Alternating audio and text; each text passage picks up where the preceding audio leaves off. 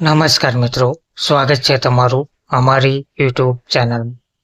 મિત્રો, આશા વર્કર બહેનોના માસિક વેતનમાં વધારો કરીને કાયમી કરવા બાબત મહત્વની અપડેટ સામે આવી છે.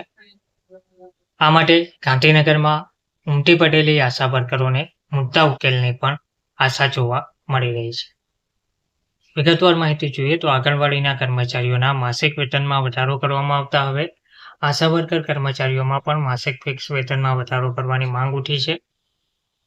વર્તમાન કાળની મોંઘવારીમાં માસિક ફિક્સ વેતનમાં પરિવારનું ગુજરાન ચલાવવું 7 કોઠા વિધવા જેવું કપરું બની રહેતું હોય ત્યારે માસિક વેતનમાં વધારો કરવા અને કાયમી કરવાની માંગણી સાથે આશા વર્કરોએ રાજ્યના મુખ્યમંત્રીને લેખિત રજૂઆત કરવામાં આવશે તેવી માહિતી આપી છે. માસિક ફિક્સ વેતનમાં પણ કેન્દ્ર અને રાજ્યના આરોગ્યની વિવિધ યોજનાઓએ ઘરે ઘરે સુધી પહોંચતી કરવાની સાથે સાથે મોબાઈલના માધ્યમથી ટેકોની ઓનલાઈન કામગીરી આશા વર્કરો અને ફેસિલિટેટર બહેનો દ્વારા કરવામાં આવે છે.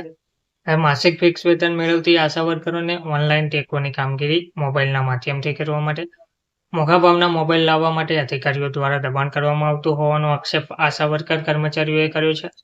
આશા વર્કરોને મેટર્નિટીની 180 લીવનો લાભ પણ આપવામાં આવતો નથી.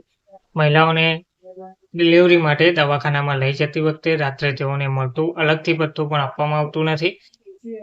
આશા વર્કર બહેનોની કામગીરીની સામે માસિક વેતન નજીવું આપવામાં આવતા આર્થિક માર સહન કરવાની પરિસ્થિતિ ઊભી થવા પામી છે. આશા વર્કર કર્મચારીઓની આર્થિક, શારીરિક અને માનસિક પડતી તકલીફને દૂર કરવા માટે માસિક વેતનમાં વધારો કરવામાં સાથે સાથે કાયમી કરવામાં આવે તેમજ દર દિવાળીએ પગારમાં વધારાની સાથે સાથે બોનસનો લાભ આપવામાં આવે તેવી માંગણી ઉઠી છે.